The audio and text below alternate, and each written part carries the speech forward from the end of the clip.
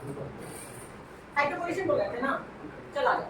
आज के टॉपिक हम लोग का है ये बोले हाइड्रोपोरेशन समझाने के लिए। देखो हाइड्रोपोरेशन कुछ नहीं, पता नहीं क्यों आप लोग को लगा, देखिए फिर से हमारे लेकिन अपनी जगह पे ये जो है हाँ वो हमको पता है इसीलिए कहे ना। हम आगे इसके पिछले वाला टॉपिक हम पढ़ लिए थे, ग्रीन आर्ट में तो दो बार पढ़ाई है, दो बार काम है। हां ज्यादा चैप्टर में हम ग्रीन आर्ट को तो शुरू से पढ़ाते हैं। क्या आ जाओ है ना, इधर आ जाओ। चलो पूरे सितंबर के ठीक से करोगे तो और नहीं छूटने वाला, नहीं छूटेगा है ना।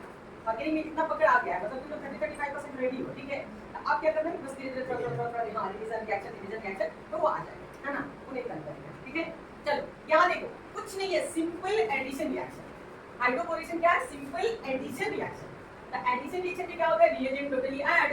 रिएजेंट कौन है, BS3 है। रिएजेंट कौन है, BS3 है। तो BS3 में तुमको कुछ नहीं करना है, ये टूटता है जैसे ये टूटा, ये बॉन्ड टूटा तो इस पर माइनस है। पहली बार यहाँ आश्चर्य क्या लग रहा है ना कि H पे माइनस हो रहा है, आमतौर पर H पे तो प्लस होता है, पता ही नहीं होता।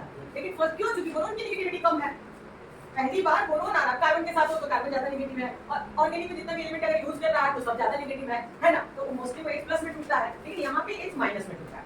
अब यहाँ क्या है कि H- अभी प्लस में टूटा है, तो मेन मार्कोनी का फॉलो करना। मार्कोनी का रूल क्या था, नेगेटिव पार्ट मतलब जो भी नेगेटिव हो वो कम वाले पे बैठेगा, बस सिंगल में आएगा। तो तुमको कुछ नहीं करना है, इसका पाई तोड़ो, इसका ये जो पाई है अगर ठीक से कहते कि ठीक से तो कोई भी ऑर्गेनिक सीखा नहीं, तो अगर इस पे आते हो ना तो कम वाले पर हमेशा प्लस चढ़ता है। यही एक्चुअली मार्कोनी का यही रूल था कि जिस कार्बन पे हाइड्रोजन की संख्या कम उसमें प्लस है, तो प्लस रहेगा तो माइनस जाके बैठेगा, उल्टा ज्यादा हो उसमें बस। तो ऐसे भी सोचो ना, मार्कोनी को सीख लो, एंटी में उल्टा होगा करेगा तो कम पे जाएगा, तो कम पे नेगेटिव पार्ट जैसे H- गया तो यहाँ पर H आ गया। अब इस पे तुमको जुड़ गया कौन, ऐसे देखो ये प्लस है, देखो ऐसे है ना, ये ऐसे हो गया, लेकिन प्लस आई माइनस क्या हो गया, न्यूट्रल। पूरे ऑर्गेनिक के अंदर तो यही होता है कि प्लस और माइनस क्या हो जाता है, न्यूट्रल हो जाता है ना। अब ये तुम्हारा बन गया है ना, क्या पढ़ोगे इसको, अगर नाम ही लिखना होगा है ना, तो यहाँ पे ये तुमको प्रोपाइल हो जाएगा, ठीक है। क्या हो जाएगा, प्रोपाइल है ना, ब्रोमाइड हो जाएगा, ठीक है। ब्रोमाइड नहीं हो सकता क्योंकि ब्रोमीन की नेगेटिविटी कम है ना, ठीक है। बोरोन का नेगेटिविटी कार्बन से क्या है, कम है, तो जिसकी नेगेटिविटी कम होती है ना उसके लास्ट में IDE नहीं लगता है। IDE कहाँ लगेगा, जिसका नेगेटिविटी में क्या हो, ज्यादा, उसके लास्ट में क्या लगता है। अब उतना नहीं पढ़ाने जाएंगे, ठीक है, जो क्वेश्चन ऑर्गेनिक में जाओ। सिंपल यहाँ पे सीखो कि ये जो टॉपिक आ गया वापस फिर यहाँ पर ले रहे हो क्या, प्रोपीन। क्या ले रहे हो, प्रोपीन। देख बड़े ही आराम से फिर वो हाइड्रोजन रिएक्शन करेगा, तो ये सबस्ट्रेट हो गया और ये क्या हो गया, रिएजेंट। नाम इसको फिर से घंटी लगा दिए, लगा नहीं, वो लगा तो और पागल करेगा हमको सब, क्योंकि जितना हाइड्रोजन है बारी-बारी से हटाना। अच्छा ठीक है, तो 3 वो हाइड्रोजन है तो तीनों हटाने के लिए 3 बार प्रोपीन आएगा, है ना। हम तो यहाँ हटा के दिखा रहे हैं, एक बार और प्रोपीन आ गया, एक और प्रोपीन आ गया तो फिर एडिशन ना होगा, तो फिर एडिशन होगा तो इस पे प्लस होगा, इस पे क्या होगा, माइनस। फिर ये टूटेगा, इस पर माइनस, इस पर क्या, प्लस। इस तरह के रिएक्शन जो आप पढ़ाते हैं। उसके बाद ये H फिर यहाँ पे जाएगा, तो जैसे ही इस H को उस पे बैठा दोगे तो ये हो जाएगा CH3 CH2 क्या हो गया, माइनस हो गया। इस माइनस पे किसको बैठाने आ रहे हो, बोरोन को। इस बोरोन का एक H हटा लियो तो एक H बचा हुआ है, ये पूरा जुड़ा हुआ है, यानी क्या हो गया, CH2 CH3 हो गया। फिर एक बार प्रोपीन लो, फिर वो एक H हट के फिर प्रोपाइल ग्रुप जुड़ जाएगा, और भी कर देंगे, गुड। हर रोज अब आधा घंटे 1 घंटे जो पढ़ेगा रिएक्शन इसके हाथ में आ जाएगा। अब यहाँ पे वापस हम फिर आ रहे हैं, ये हो गया प्रोपीन है ना, ऐसे फिर वही है उठ के यहाँ आएगा और ये जाके बोरोन पे बैठ जाएगा। अब समझ में आ गया, हाँ बताते लकी को भी कल प्रॉब्लम था, आज और ज्यादा बढ़िया समझ में आ गया। आपको जब एग्जाम में ऐसे नहीं करना है, सीधे समझ लेना है कि 3 प्रोपीन लेंगे तो तीनों H क्या कर जाएगा, हट जाएगा, कर दे रहा है। नहीं समझाएंगे तो फिर नहीं समझ पाएगा। ये हो गया, फिर बोरोन आ गया, फिर यहाँ CH2 CH3, अब फिर यहाँ पे आ गया ऐसे CH2 क्या हो गया। अब इतना खोल करके लिखा हुआ है इसी चीज को, जैसे इतना कौन बैठ के एग्जाम में करेगा, गलती भी हो जाएगा, एक नंबर नहीं मिलेगा, एक नंबर का है ये है। तो बड़े ही आराम से यहाँ 3 भी लिखने की जरूरत नहीं है, बार सिखा रहे हैं कि ऑर्गेनिक को बैलेंस नहीं चाहिए है ना। वो यहाँ पे CH3 CH2 अब प्लस BH3 तो ये हो जाएगा का होल 3 गया। इतना जो हम इतना लंबा खेल खेले ना, यहाँ पे डायरेक्ट हो गया। तो डायरेक्ट में क्या होता है, कुछ आपको दिखाई उखाई नहीं देता है ना। सिर्फ पता है कि ट्राइप्रोपाइल बोरोन होगा। क्या होगा? ट्राइप्रोपाइल बोरोन। बोरोन ब्रोमाइड बोराइड नहीं हो सकता है ना, बोरोन होगा क्योंकि उसमें पॉजिटिव चार्ज आता है ना। तो इसलिए ट्राइप्रोपाइल बोरोन। और अब यहाँ पे बड़े ही आराम से H2O2, कोई भी 3 मोल नहीं। हम पागल हैं जो आपको के साथ बक करते रहते हैं। मोल बार बार समझाए हैं कि मोल क्वांटिटी से यहाँ मतलब नहीं है। एग्जाम को H2O2 लिख दिया, मतलब है कि H2O2 पेरोक्साइड में टूटेगा, ऑड में टूटेगा, और ऑड जो होगा वो क्लियर को क्या करेगा, रिप्लेस कर देगा। वो डायरेक्ट जाके क्या करेगा, बैठ जाएगा। तो ये यहाँ पे CH3 CH2 CH2OH ऐसे बाई प्रोडक्ट का क्या जरूरत है ना। तो BOH का होल 3 हो जाएगा। तो अब यहाँ पे हम लोग लेते हैं BOH का होल 3। ठीक है, ये भी एग्जाम में नहीं लिखेगा। एग्जाम ऐसे लिखेगा H3BO बोरिक एसिड होता है ना। तो वो मॉलिक्यूलर फॉर्म में है, स्ट्रक्चरल फॉर्म में है ना। बोरिक एसिड ये पढ़ना इनऑर्गेनिक टेप, लेकिन ये रेफरेंस का टॉपिक नहीं। बोरिक एसिड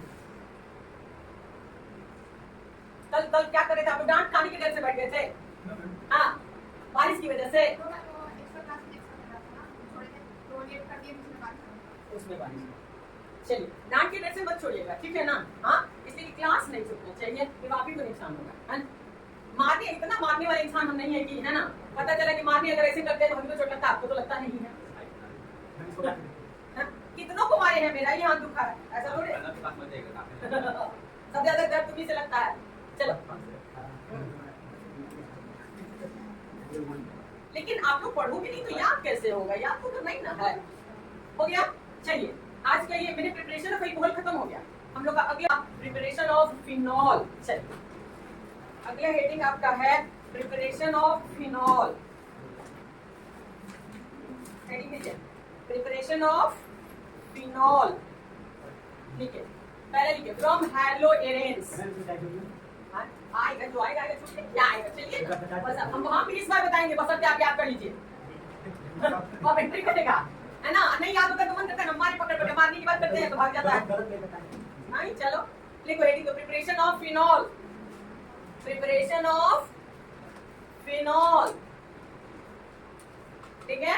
सबसे पहला रिएक्शन है ना, फ्रॉम हैलोएरेंस। एरेन किसको बोलते हैं? एरोमेटिक को। एरेन, एरेन, हाँ लिख रहे हैं, है ना। फ्रॉम हैलो अरेन्स, अरेन देखो, अरेन अरेन एरोमेटिक वर्ड है ना। एरोमेटिक, एरोमेटिक अरेन, फेने, एरोमेटिक को ही बोला जाता है, फेने, है ना। हाँ, अरेन्स और ऐसे फेने, ऐसे फेने, इसी को और करके लिखोगे तो एरेन कहने का मतलब ना पूरा एरोमेटिक परिवार। इसलिए बेंजीन नहीं लिखते हैं कि बेंजीन अकेला हो जाएगा, उसमें क्लोरोबेंजीन, नाइट्रोबेंजीन सब आ जाएगा। क्लियर? पूरा बेंजीन, एरेन पूरा फैमिली, एल्काइल पूरा फैमिली को इंडिकेट करता है ना। एल्काइल किसको इंडिकेट करता है? पूरी फैमिली, है ना। वैसे ही एरेन पूरे एरोमेटिक फैमिली को इंडिकेट करता है, ठीक है। अब कहते हैं साफ हेडिंग तेरा हैलो एरेन। हैलो, हैलो मतलब क्या? एक्स, ठीक है। अब एक्स यहाँ पे क्लोरो, ब्रोमो और क्या आयन। फ्लोरीन कभी नहीं इस्तेमाल हो रहा है, क्यों आदित्य? हाईली रिएक्टिव, है ना। हाँ, नेगेटिविटी ज्यादा तो इसलिए। क्लियर? तो क्लोरीन, ब्रोमीन और क्या अप्लाई होता है? आयोडीन। अब कहता है कि हैलो एरेन, यहाँ पे ये हो गया क्लोरोबेंजीन। एक क्लोरोबेंजीन का रिएक्शन NaOH से क्या होगा? सब कुछ अपने अपने कॉपी पे लिखे तो देखते हैं क्या करते हैं, फिर बता देंगे 2 सेकंड में। लिखो, गुड। इतनी दूर जाते जाते याद हो नहीं हुआ। डबल बॉन्ड बना के रिएक्शन करेगा ही नहीं, मजबूत हो जाएगा, स्टेबल हो जाएगा। लेकिन टेम्परेचर डाल दे, कुछ प्रेशर डाल दे, बस। या अगर इतना ही दे दिया, अगर इतना ही दे दिया तो हम साफ लिखेंगे क्या? No reaction. अगर इतना ही दे दिया तो हम क्या लिखेंगे? No reaction. दिया हुआ है क्वेश्चन नंबर है, साफ लिखा है कि chlorobenzene subjected to hydrolysis. Hydrolysis में वाटर भी होता है और NaOH भी होता है, ठीक है। लेकिन अगर हमको यहीं पे सीधा हमको चलना है कि क्लोरोबेंजीन से क्या बनाना है? फिनॉल बनाना है, ठीक है। हमको यदि क्लोरोबेंजीन से फिनॉल बनाना है तो हम अपना यहाँ पे इस्तेमाल करेंगे, है ना। ये यहाँ पे Cl लिए, यहाँ पे NaOH, H ज्यादा नहीं, एक्वस मींस क्या होता है? वाटर। तब ये 623 केल्विन और 300 atm प्रेशर ज्यादा। या ये किस चैप्टर में? हाइड्रोजन में था। ये कहाँ पढ़े थे? हाइड्रोजन में पढ़े थे, है ना। अगर अगर ये कंडीशन ला देते हैं तो वो डबल बॉन्ड को बड़े ही आसानी से क्या कर देगा, डिसोसिएट कर देगा। क्लियर? तब हम आराम से यहाँ पे लिख देंगे, क्या लिख देंगे, फिनॉल। क्या लिखेंगे, फिनॉल OH। 423 के नहीं दे सकते, अब NO2 लाना पड़ेगा ना, 423 लाओगे तो NO2 लाना पड़ेगा। हमको NO2 से क्या मतलब, हमको तो फिनॉल में पढ़ रहे हैं, नाइट्रोफिनॉल थोड़े पढ़ रहे हैं। अगर हमसे मांगता है नाइट्रोफिनॉल तो हम पहले इसको नाइट्रेशन कर लेते हैं, नाइट्रो को बैठा लेते हैं ऑर्थोपैरा पर, फिर 423 ले आते, हमको मिल जाता। लेकिन इस वक्त हम लोग सिर्फ क्या पढ़ रहे हैं, फिनॉल पढ़ रहे हैं। इसमें अदर ग्रुप को लिंक नहीं करना है। आपको सीधा सीधा एग्जाम कहता है कि write down the preparation of phenol from chlorobenzene. ताकि क्लियर हुआ? तो आप ये कंडीशन डाल के पहुंच जाइए। जहां ऐसे हम टेम्परेचर देके करता तो दीदा सीधा कहेगा कि क्लोरोबेंजीन सब्जेक्टेड टू हाइड्रोलिसिस, है ना, तो सीधा आप नो कर दीजिएगा, क्योंकि सीधा हाइड्रोलिसिस में राइट की कोई बात ही नहीं करना। दिया हुआ है के अंदर कुछ। From benzene sulphonic acid, from benzene sulphonic acid, from benzene sulphonic acid. देखो सबसे पहले यहां पे बेंजीन ले रहा है, ओलियम का फॉर्मूला याद है? नहीं, H2S2O7। इसका लुईस डॉट स्ट्रक्चर हम लोग पढ़े थे। इतना खांसी याद रहेगा 11th का बात है कि नहीं? हाँ ठीक है, कोई बात नहीं। H2S2O7 इसको ओलियम कहा जाता है, ओलियम। ये इनऑर्गेनिक में पढ़ोगे, है ना, जानना चाहिए, लिख लो ओलियम। मार्स गैस बोलता है ओलियम, है ना, गैस जब पिकअप में आओगे तब, है ना, ठीक है। तो ओलियम से जानो, छोड़ो उतना नीचे चले जाएंगे तो दिक्कत होगा। हाँ ओलियम, ठीक है। अब देखो ओलियम किसको बोलते हैं, H2S2O7, ठीक है।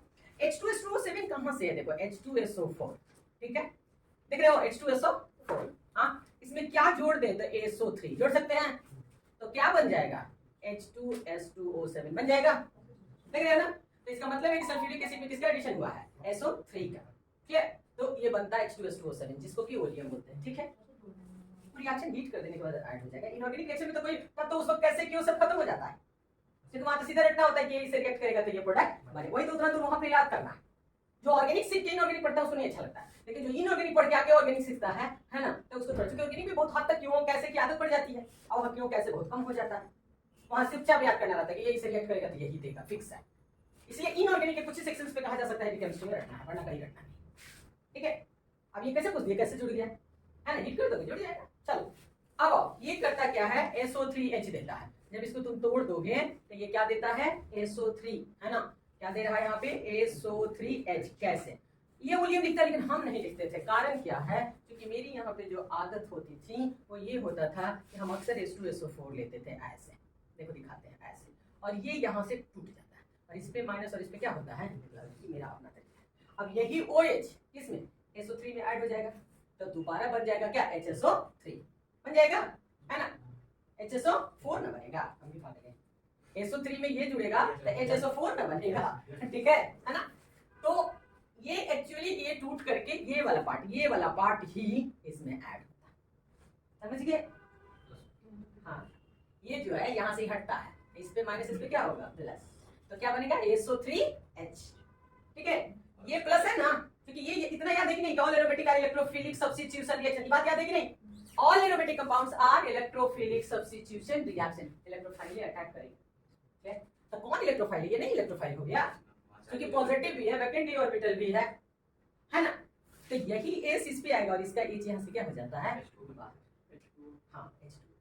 हम इसी तरह पढ़ाते थे, एनसीईआरटी ओलियम देती है ना, हम लोग इसको ठीक है।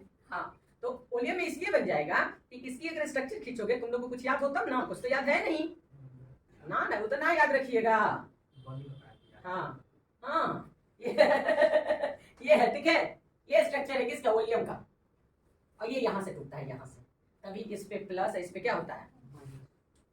अब क्लियर हुआ, अब इनको हटा, अभी मेरा मेथड हटा और एनसीईआरटी का मेथड दो, हो गया। तो ये वाला इलेक्ट्रोफाइल जो अटैक करेगा उसका एच किस पे आ जाता है, आप समझ में आ गया ना।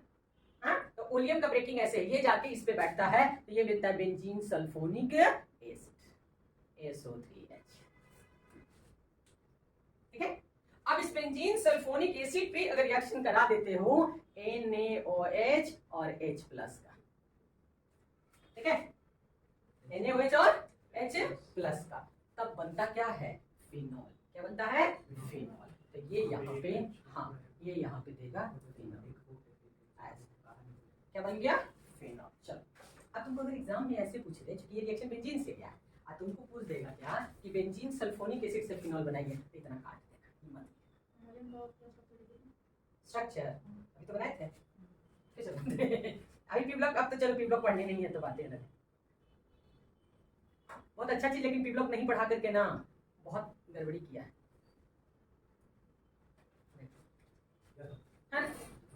नेक्स्ट है क्या? From diazonium salt. From diazonium salt. Diazonium salt किसको बोलते हैं? N2Cl को। इसको बोलते हैं डाइजोनियम क्लोराइड। लिखो डाइजोनियम क्लोराइड। और सिंपल डाइजोनियम क्लोराइड पे वाटर अगर लिख दो और वार्म कर दो, कुछ नहीं। डाइजोनियम क्लोराइड पे अगर वाटर और वार्म ले लेते हो, है ना, तो किसका प्रिपरेशन देता है? फिनॉल का। किसका देता है? फिनॉल का। प्लस N2 क्या देता है? N2 plus. ये एक ऐसा रिएक्शन है जिसको कि याद ही कर देना है, ठीक है ना। पूरे रिएक्शन 4-5 रिएक्शन डाइजोनियम का याद हो चुका होगा, ठीक है। सैलमियर हो चुका होगा, है ना, ठीक है। तो 3 वो अकेले हो गया। पोटेशियम आयोडाइड हो गया है ना। डाइजोनियम पे किससे? पोटेशियम आयोडाइड, आयोडो बेंजीन हो गया। 4 हो गया, ये 5वां, ठीक है। और डाइजोनियम से तो 10 रिएक्शन याद करते हो तो 2 को हर बोर्ड में आता है, वो भी हर बोर्ड हो या सीधे 10 रिएक्शन। अभी तक तो 5 हो ना क्या, और 2-3 को बचा हुआ है, ठीक है। जैसे फिनॉल बचा हुआ है, तो फिनॉल किससे बनता है? क्या फिनॉल तो बना दिया, सॉरी बेंजीन, उल्टा बोला था। डाइजोनियम से क्या? बेंजीन, ठीक है। डाइजोनियम से किसकी प्रिपरेशन होती है? बेंजीन की भी होती है, ठीक है। अगर आपको एनिलीन टू बेंजीन जाना हो तो इससे अच्छा रिएक्शन कोई नहीं होता है, ठीक है। लेकिन जो पढ़ रहे हैं उसको पहले खत्म करते। चलिए फिनॉल हो गया, आगे बढ़िए। हो गया, नेक्स्ट 3 हो गया ना। चौथा फ्रॉम क्यूमीन। फ्रॉम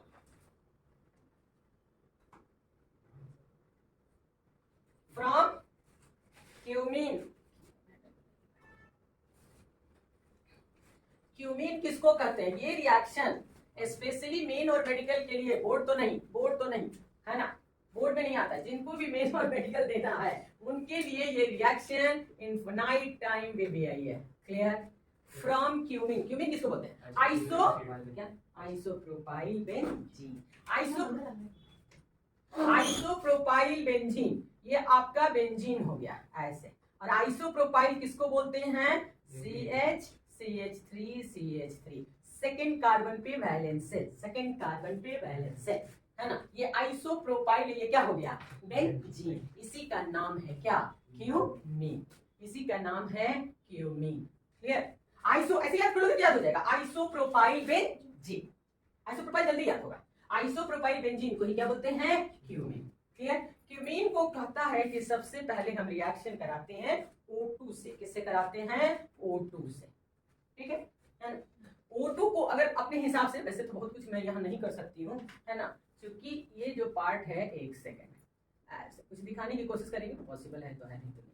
जैसे ये O डबल बॉन्ड होता है, एक्चुअली एक पाई इसमें का, एक पाई यहाँ से टूटता है, ठीक है ना।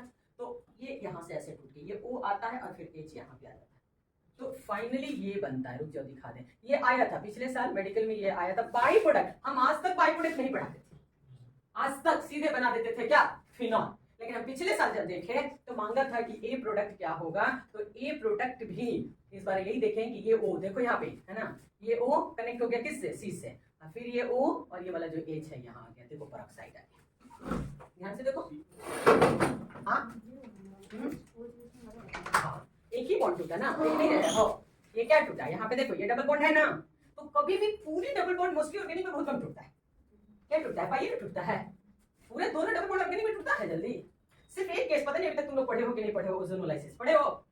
अभी तक ओजोनोलाइसिस नहीं पढ़े? हाँ, अब आएगा एल्डिहाइड में, ठीक है। और पूरे का पूरे दोनों बॉन्ड टूटता है। यहाँ पे ध्यान से, जब ये टूटा ना तो ये वाली O यहाँ, इस वाला H कहाँ आ गया? तो ये पेरोक्साइड, ये जो पेरोक्साइड है देखो, ये जो पेरोक्साइड है ना।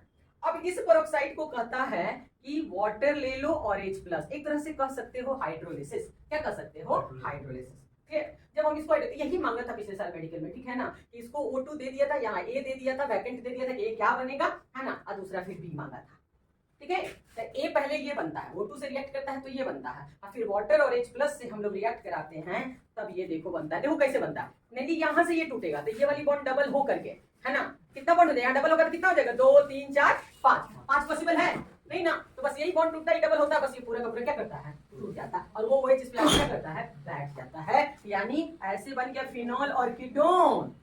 ये फिनॉल और दूसरा इसका बाई प्रोडक्ट भी बहुत अच्छा है क्योंकि ऑर्गेनिक ही बनता है, इसलिए अगर ये A हुआ तो ये B और ये क्या होता है, C। क्योंकि अगर उसको आयोडो फॉर्म करना रहेगा, है ना, अगर उसको आगे बढ़ना होगा तो आयोडो फॉर्म करना होगा तो क्या करेगा, कीटोने से ना भागेगा, नहीं पता, पढ़ाएंगे नहीं पढ़ाएंगे, पढ़ाए ना, जाते जाते फिर पढ़ा के जाएंगे या यही अभी पढ़ेंगे तुरंत, आज के बाद मत बोलना नहीं पता। ऐसे भी प्रिपरेशन खत्म हो गया, ठीक है। तो क्या बन गया, फिनॉल और एसीटोन, फिनॉल और एसीटोन। उसको क्या बोलेंगे, इसको क्या बोलेंगे, धीरे धीरे नाम भी रखना है, फिनॉल एसीटोन, ठीक है। ये बाई प्रोडक्ट का भी नाम लिखा है, cumene hydroperoxide, cumene hydroperoxide, cumene hydroperoxide. ये मात्र 4 है ना, 4 है, ठीक है। 4 में सबसे पहला क्या था, क्लोरोबेंजीन को किससे, NaOH 623 300 ATM, है ना, हो गया। दूसरा सल्फोनिक है ना, बेंजीन सल्फोनिक एसिड, है ना, क्लियर, रिएक्ट विथ वाटर, है ना, तो phenol.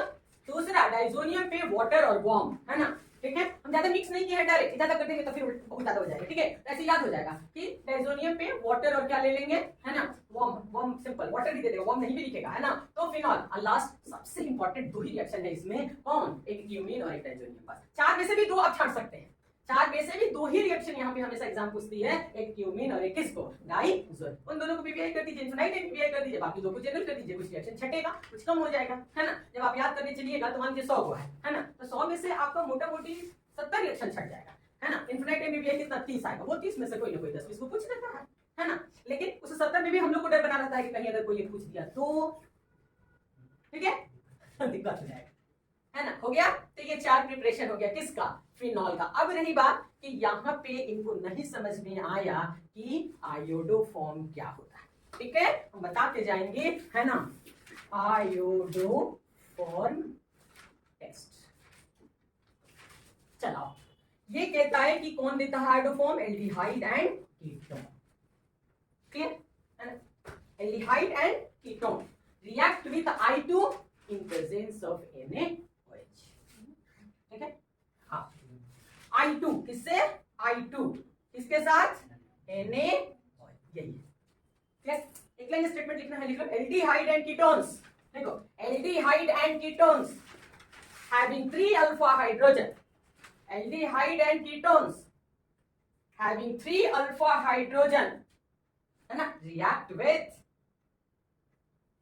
I2 and NaOH, I2 को तो हम बोल देते हैं ना, in presence of NaOH, जैसे I2 and NaOH gives yellow precipitate, gives yellow precipitate of iodoform, ये बहुत अच्छे साइन, अच्छा करते जाओगे ना, इसको क्या, yellow precipitate of iodoform, yellow precipitate of iodoform, ठीक है। अब इसे क्या करना है, जैसे जैसे ये ऐसे करते जा रहा है ना, ऐसे ऐसे ऐसे, ठीक है ना, ये जितना भी कर रहे हो ना, इसको तुम एक काम कर जरूर करके आना, ठीक है। एक पतली सी कॉपी रखिएगा अलग से, ठीक है, पतली कॉपी, है ना, जिसमें बहुत कम, हाँ, और उसमें इस तरह की सारी रिएक्शन को नोट कर दीजिएगा, ठीक है। और भी होगा, आगे भी हम पढ़ाएंगे ना, और उसको डेली रात में आधे घंटे के अंदर में क्या कर दीजिएगा, 10 मिनट डेली एक बार देख लीजिए।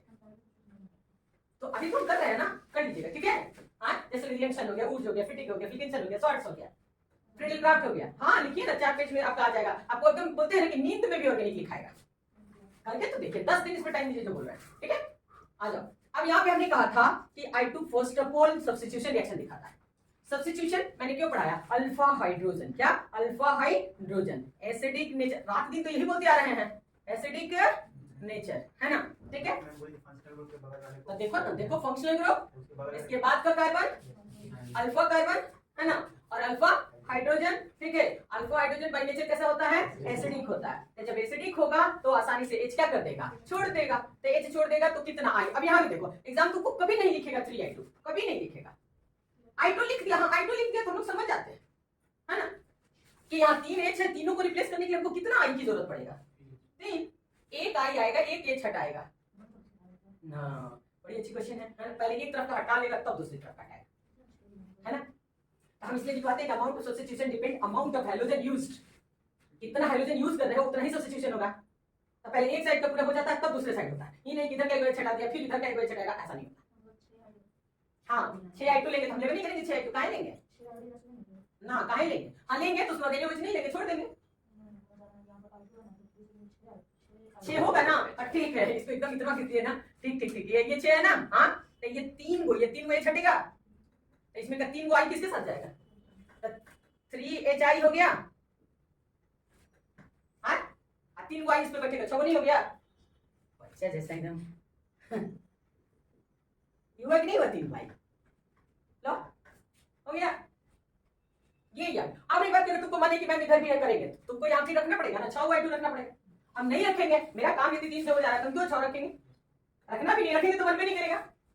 इसीलिए लिखता है कि भाई हमको 3 से मतलब है 3 कम से कम होना चाहिए। अगर ज्यादा है तो हम सब्स्टिट्यूशन नहीं करेंगे, हम सब्स्टिट्यूशन नहीं करते हैं कितने का? 3 का। उसके बाद हम यहाँ रिएक्शन कर देते हैं किससे? NaOH हो गया। अब ये NaOH एकदम सिंपल है, ये पोलराइज करेगा, क्लियर? Na प्लस OH, तो ये यहाँ पे Na प्लस जो है वो O पे चलाता है और OH किस पे चलाता है? C पे। देखो ये हो गया। अब इसी में एक स्टेप तुमको रहता है कि ये H प्लस हटता है और ये पाई क्या करता है? हटता है। अब डबल के बाद का केस तुमको खुद समझ लेना है, वो Na थोड़े निकलेगा, Ci3 निकलेगा, क्योंकि इसमें जितने भी लोग हैं सबसे पावरफुल माइनस आई कौन है?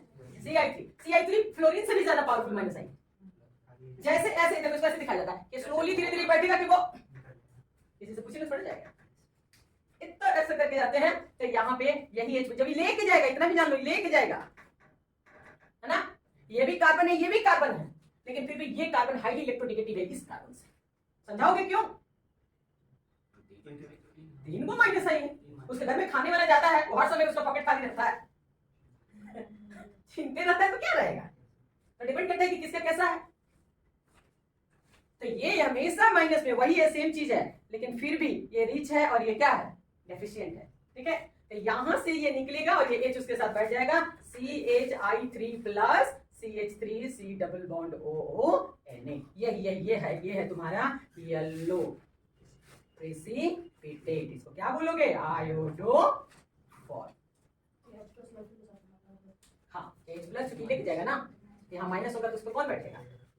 H प्लस बैठेगा। इसको करो, और आज की बात मत बोलना कि आयोडोफॉर्म नहीं आता है। हाँ नहीं, एल्डिहाइड कीटोन में आपसे करवाएंगे ना, क्योंकि एक्चुअली ये टॉपिक एल्डिहाइड कीटोन का है, ये बाहर ही 2-3 बार हो गया। जिस चैप्टर का आयोडोफॉर्म एल्डिहाइड कीटोन का 30% क्वेश्चन 40% क्वेश्चन इसी से बनता है, अकेले आयोडोफॉर्म से बनता है। आई हैलोजन से शुरू हो जाता है, वहां जाओगे तो फिर सीधा सा हो जाएगा कि पढ़ चुके हैं, याद कर लो इसको, रास्ते में याद रिएक्शन खत्म हो जाता है। हाँ CHI3 इसीलिए जानते हो आयोडोफॉर्म टेस्ट में कभी भी क्लोरीन नहीं दिया जाता, ब्रोमीन नहीं, क्यों? क्योंकि उसका कलर नहीं होता, मेन आयोडीन ही येलो कलर देता है, इसीलिए ये फेमस है किससे? Iodoform test. अच्छा तो बनाने के लिए क्लोरोफॉर्म बन में करेगा, क्लोरोफॉर्म बनेगा, तुम Cl2 और ले लो, लेकिन कलर नहीं डिसाइड करेगा। अच्छा तुम लोग प्रैक्टिकल दोगे ना, तो उसमें से तुम लोग को पूछ देगा ये 4 चीजें, इसमें से कौन येलो प्रेसिपिटेट देगा बताइए, या किससे रिएक्ट कराए तो येलो प्रेसिपिटेट देगा, पूछेगा। वाइवा जो लेगा उसमें पूछे, ठीक है? हो गया। अब देखो तुम लोग हम इतना बड़ा बना के सिखा दिए, अब रही बात कितना लंबा इसको बनाना ही नहीं था, नहीं बताएंगे। लो हो गया, इतना बनाना ही नहीं था। देखो इधर ये हो गया आयोडोफॉर्म, सॉरी एसिटल डिहाइड, I2 और क्या हो गया? ये भी आ जाओ बता दे तुमको, कहीं कहीं पे तुमको इसको ऐसे लिख करके देगा, एल्डिहाइड प्लस NaOI ऐसे लिख के देगा, ये भी तुमको समझना। कहीं कहीं पे I2NaOH लिखेगा, कहीं नहीं लिखेगा, सीधे तुमको एग्जामिनेशन हॉल में एसिटल डिहाइड NaI इधर का बनाओ, क्या बनाते हो? खाली जगह छोड़ देगा, बोलो वही सेम चीज है। ये दोनों रिएक्ट करके ये बनाया। अब इसका मतलब सीखना है आपको, हम 3 ले लेते हैं, है ना? तो 3I यहाँ पे क्या कर जाएगा? बैठ जाएगा, उसका H हटेगा तो इसमें आ जाएगा, NaOH हो जाएगा, हो जाएगा। अब NaOH रिएक्ट करेगा तो वही मिटा देना। हाँ पहले ही बाहर हो चुका, उसे कोई नहीं लेके आ रहा है, सिर्फ I को ले रहा है। तो यहाँ पे अभी अब तुम कुछ मत करो, सिंपल देखो ना कि जिसके पास 3 अल्फा हाइड्रोजन है, ठीक है? तो 3 अल्फा है तो यहाँ पे कर दो CHI3 और प्लस क्या कर दोगे? HCOO। हो गया? हाँ। तो अब तुम लोग उतना तोड़ तोड़ के मत जाना, ठीक है ना? आसानी से कोई भी देखो, अब एक स्टेप और बता दे कि अगर ये अल्कोहल है, इधर देखो, ये रिएक्शन आयोडोफॉर्म जो है वो 3 स्टीम रिएक्शन, अल्कोहल भी देता है, एल्डिहाइड भी देता है, कि टोन भी देता है। अल्कोहल पे एक स्टेप और ऐड हो जाता है।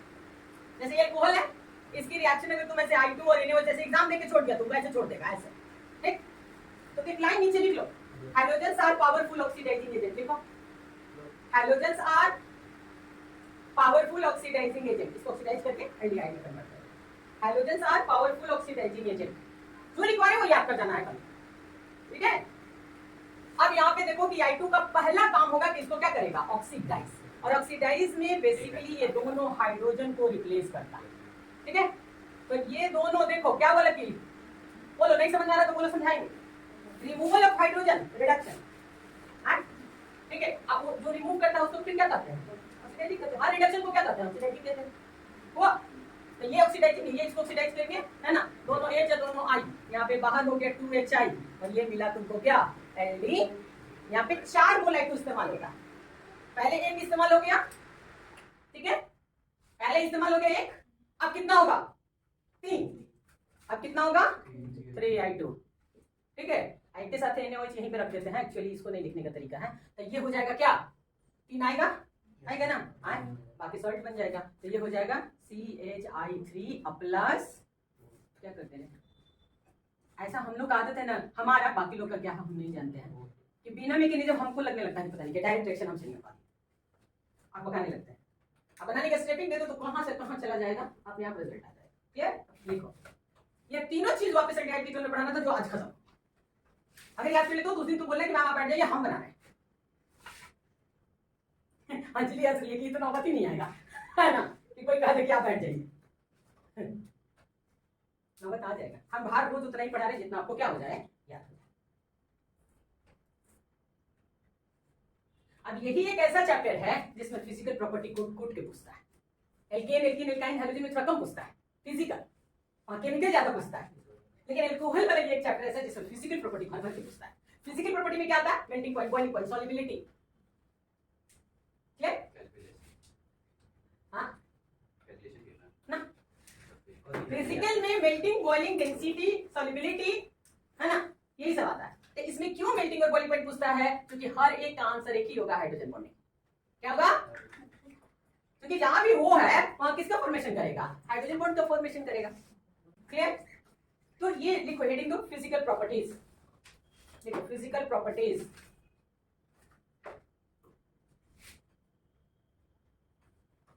ठीक है?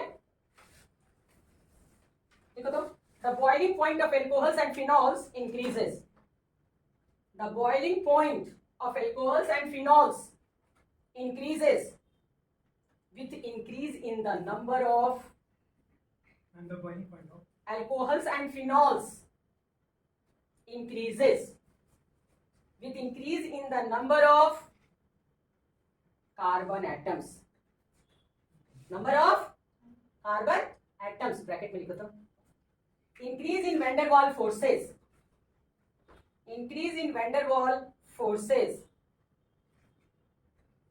ब्रैकेट बंद कर दो, अब लिखो उसी in alcohols the boiling point decreases, in alcohols the boiling point decreases with increase of branching, in alcohols the boiling point decreases with increase of branching in carbon chain, branching in carbon chain because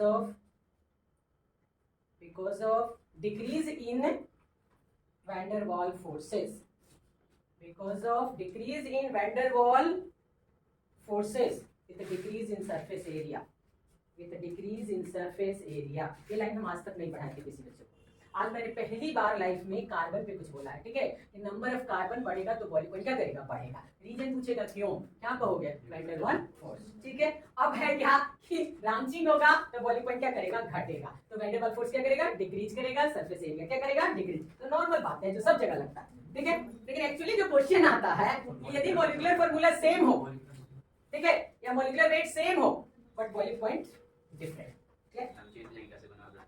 हाँ, chain branching तो हो गया, normal बता दिया।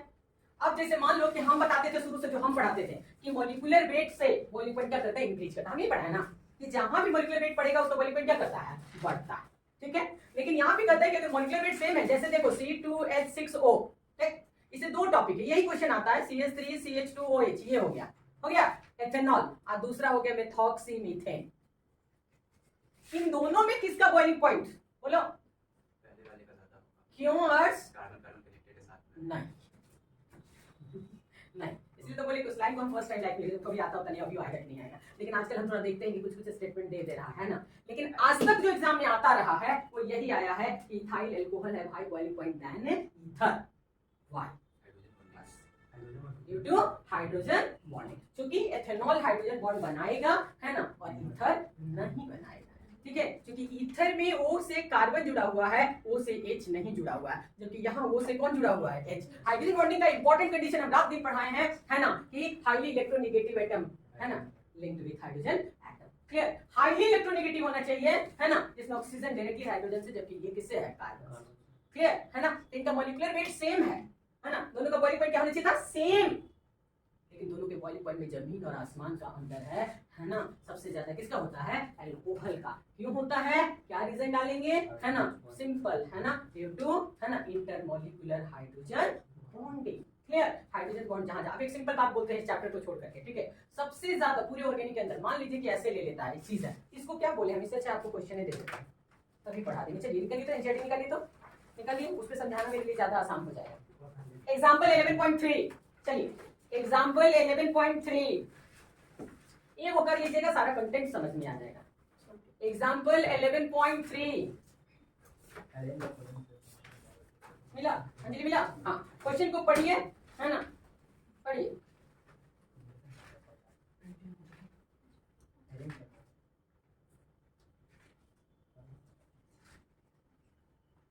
क्या है, पढ़ लिया है?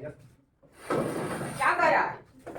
Arrange the following sets of compounds in order of their increasing boiling point. ये सेम क्वेश्चन उतार के एग्जाम में देगा, आज तक यही आता रहा है। अब कहता है पहला pentane 1 all, butane 1 all, butane 2 all, ethanol, pentane 1 all, methanol, मतलब सब अल्कोहल है। तो सबसे ज्यादा किसका होगा, जिसका मॉलिक्यूलर वेट ज्यादा, यानी जिसमें कार्बन क्या हो ज्यादा, पेंटेन 1 ऑल।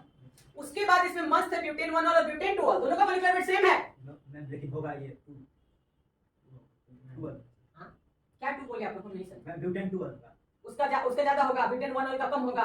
अभी मार मारेंगे, अभी सरफेस एरिया उसी के लिए लिखा है। ब्रांच होगा तो बॉइलिंग पॉइंट क्या करेगा, घटेगा। ब्यूटेन 2 ऑल में ब्रांचिंग हो जाता है, और 1 में क्या हो जाता है, उसके बाद फिर प्रोपेन 1 अब तो आसान है, प्रोपेन वो तो वही पढ़ रहा है बैठ करके, रीजन कहाँ बता पाया। काम नहीं होता कंफ्यूजन। चल ठीक है, तो ये याद रखना, क्लियर, पहले क्लियर करो इसको, दोनों ही पॉइंट लग गया ना।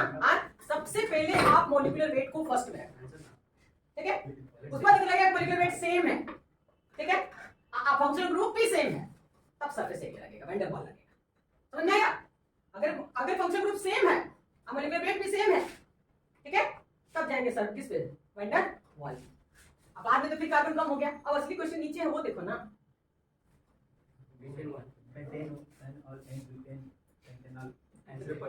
आंसर ही पढ़ देता है।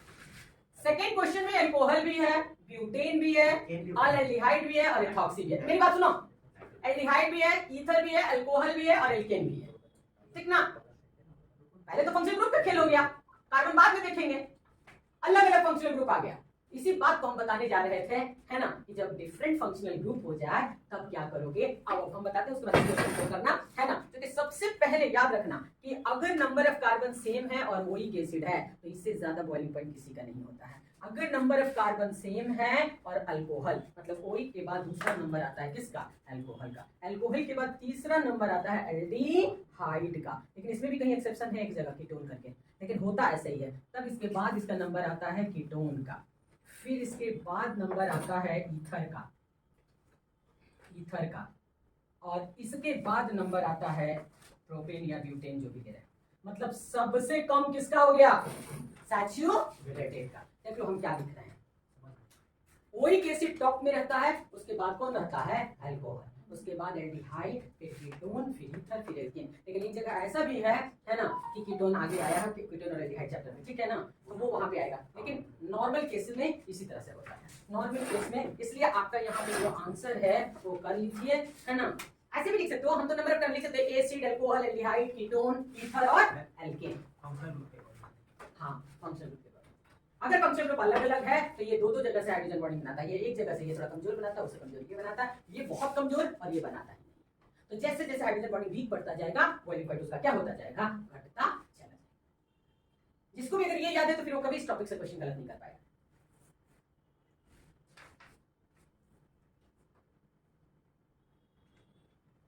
अच्छा, तुम लोग से पूछ रहे हैं वाटर और मिथाइल अल्कोहल में किसका बॉइलिंग पॉइंट ज्यादा होगा? वाटर और मिथाइल अल्कोहल। तुम लोग से हम पूछ रहे हैं।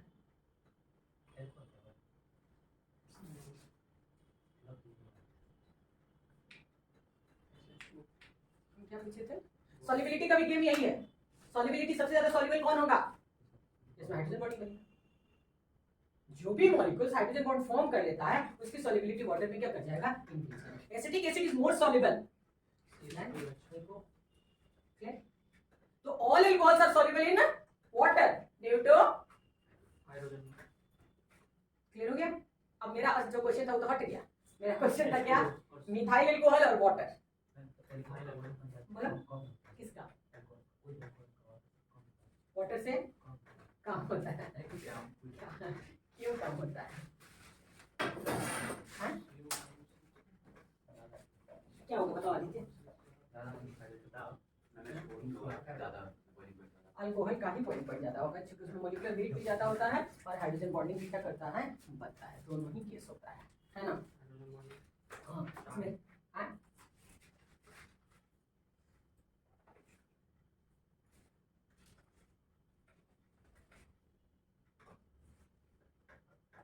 इसमें कहीं लिखा हुआ पता नहीं याद नहीं है ना। अल्कोहल सर वर्सेटाइल होगा। अल्कोहल, हाँ क्या बता रहे थे हम, एग्जैक्ट वो लाइन बता रहे थे, है ना, कि मिथाइल अल्कोहल। हाँ कुछ बोलना चाहते थे आंसर। चला जाओ, ठीक है। हाँ, water have lower boiling point than methyl alcohol. तो मिथाइल अल्कोहल में मिली क्या है ना, देखो वाटर के साथ क्या है यहाँ पे, इसमें मॉलिक्यूलर वेट भी और हाइड्रोजन बॉन्डिंग भी, दोनों ही चीज आ जाता है। इसमें सिर्फ क्या आता है, हाइड्रोजन बॉन्ड आता है, ठीक है ना। इसलिए इसका बॉइलिंग पॉइंट ज्यादा होता है, इसका क्या होता है, कम होता है।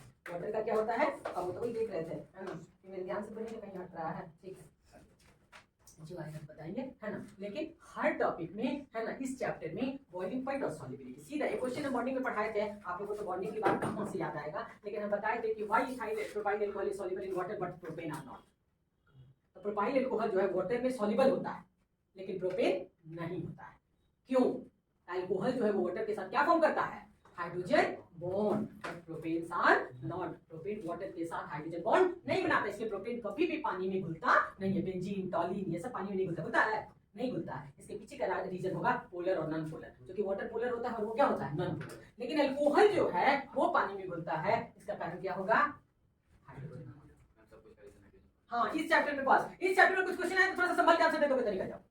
लेकिन संभल के टॉपिक गलती कर देता है सब ना, दिक्कत तो ये है। आगे पूछता है, एक क्वेश्चन पूछा हुआ है कि why ethyl alcohol is soluble, ऐसे पूछा, why ethyl alcohol is soluble but ethyl थायो अल्कोहल इज इनसॉल्युबल। थायो माने क्या होता है, एसिड, सल्फर, हो गया ना।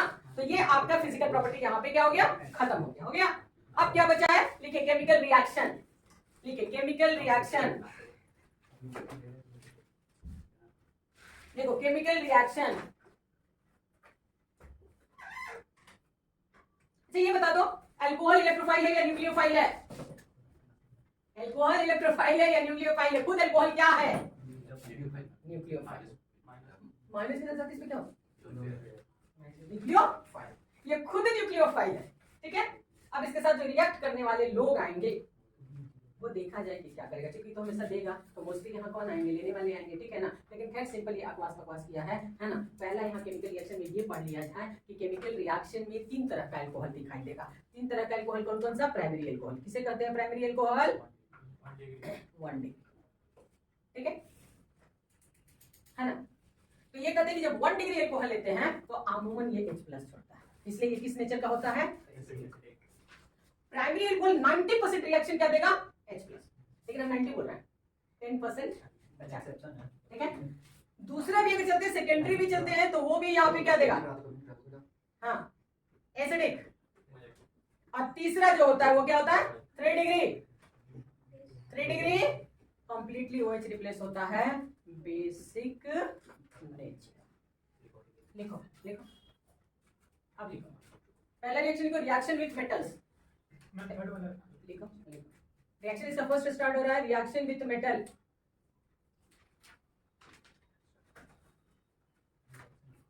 एक चीज याद रखते पता नहीं पीछे भी पढ़े हो कि नहीं, कभी भी कोई भी एसिड अगर मेटल से रिएक्ट करता है हाइड्रोजन छोड़ता है। बेस से करता है तो क्या छोड़ता है वाटर।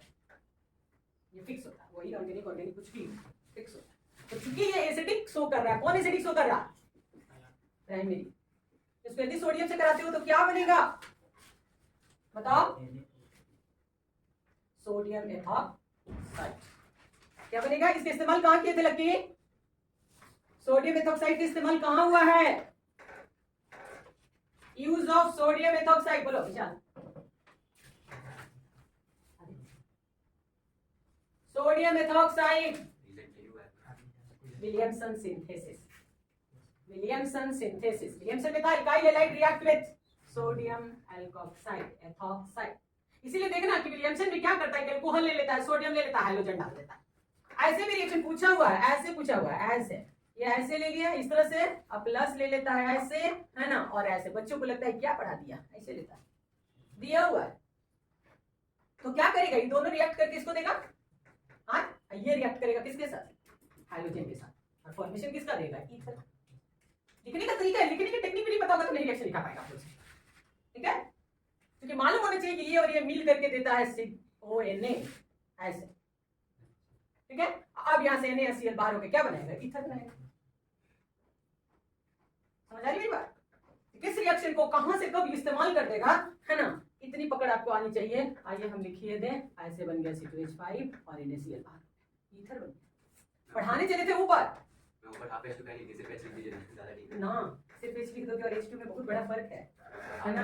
हाफ H2 लिखा जाता है मतलब क्वांटिटी ना अमाउंट है ना मोल ना है आधा मोल इसलिए H2 लिखोगे तो मॉलिक्यूल में इंडिकेट करता है। H लिख दोगे तो नेसेंट हाइड्रोजन हो जाएगा और नेसेंट हाइड्रोजन तो ऐसे ही नहीं होता है कि माचिस ऐसे कर दो तो जलने लगेगा वही हालत उसकी होती है हाईली रिएक्टिव होता है। कभी ये गलती नहीं करना इसीलिए बहुत लोग इसको क्या करते जानते हो ऐसे करता है ऐसे। अब क्या होगा हो गया H2 हो गया। तुम्हारे खुद ये इनिशिएटिव लिखी है क्या लिखी है देखो लिखी है देखो वहीं पे मिला 2ROH2Na नहीं मिला मिला ना ठीक है रट जाना पेज नंबर 335 ठीक है। लेकिन हम लोग अपने मोटाम से पढ़ाते हैं उससे क्या फर्क पड़ता है आप H2 है ना ठीक है दोनों में लेकिन अंतर समझ आता है ना। आप H2 में तो मॉलिक्यूल को रिप्रेजेंट करता है वो नेसेंट फ्री स्टेट में नहीं रहेगा ठीक है इसलिए हाफ ऑफ फुल का बहुत बड़ा चक्कर है ना ठीक है। अब देखो यहाँ पे एक चीज और सिखा रहा है कह रहा है कि तुम ये हमको बोलोगे कि अभी अभी मैम कही है कि ये बेसिक नेचर शो करता है ना ये इसी को काटने के लिए रिएक्शन दिया हुआ है ऐसे कि भाई ये तो बेसिक नेचर है वो H छोड़ेगा हाँ लेकिन मेटल के साथ ये क्या छोड़ता H ही छोड़ता इसीलिए यहाँ पे जानते हो क्या ले लिया 6 ले लिया क्यों क्योंकि एक एल्युमिनियम का 3 वैलेंसी होता है तो 2 एल्युमिनियम का कितना होगा क्योंकि यहाँ पे ऐसे लिख रहा है जो तुम्हारी किताब लिख रही है ना ऐसे ये हो गया ये O इसका होल 3 क्या होगा Al हो गया। अब प्लस इधर बाहर में क्या निकल जाएगा क्योंकि एल्युमिनियम की वैलेंसी में से 3 होता है जब भी कोई चीज जुड़ेगा तो उसे कितना जुड़ेगा 3 जुड़ेगा तो इसलिए इसको कितना इस्तेमाल किया है 6 इस्तेमाल किया है। फिर इसको यहाँ 2 करना पड़ेगा ना हेलो इसको क्या करना पड़ेगा 2 फिर यहाँ पे क्या करना पड़ेगा 2 इनऑर्गेनिक थोड़ा हम बैलेंस करने चल हम नहीं करते किया है इसलिए कभी नहीं ना केस कर देंगे हां ठीक बोला काहे के टेंथ में कटने हां ज्यादा पढ़ लिया ठीक गुड बहुत सही बोला हां आता है OH हो गया फिनॉल और इसको रिएक्ट करा दो किससे Na ये बनाता है सोडियम फेनॉक्साइड क्या बनाता है sodium phenoxide half H2 balance करते रहना हम लोग हाफ H2 लिखते हैं है ना सोडियम फेनॉक्साइड लिखो उसका नाम लिखो पूछता है सोडियम फेनॉक्साइड सोडियम फेनॉक्साइड का इस्तेमाल करेंगे कहां हुआ है बताओ हर्ष बताओ सोडियम फेनॉक्साइड का इस्तेमाल कहां हुआ है पीछे बता दोगे तो सब मिल जाएगा विलियमसन नहीं हुआ है, विलियमसन नहीं हुआ है ना। क्या लिया, alkyl halide react with alkyl, हाँ अंदाजे बोला क्लोराइड सोडियम फेनॉक्साइड, सॉल्ट है ना, ये क्या है, सॉल्ट है, NaCl बाहर हो जाएगा, सो हम बार बार रिपीट करते रहते हैं कि तुम लोग को भी याद हो जाए। क्या हो जाएगा वो, अब अभी आएगा right on the preparation of anisole, अभी आगे वही पढ़ना, right on the preparation of anisole. हम कैसे प्रिपरेशन पढ़ेंगे, तो फिर विलियमसन आएगा कि नहीं आएगा, तो क्या आएगा, एनिसोल प्लस Na, बहुत हो गया पढ़ना तुम लोग, चल इतना याद कर जाओगे तब ना। इसका सोडियम फेनॉक्साइड बहुत बोलता है, खूब बोलता है, पढ़ते कहाँ भी बंद कर देंगे ये वो नहीं आएगा, खाली बुक बंद करने वाला है।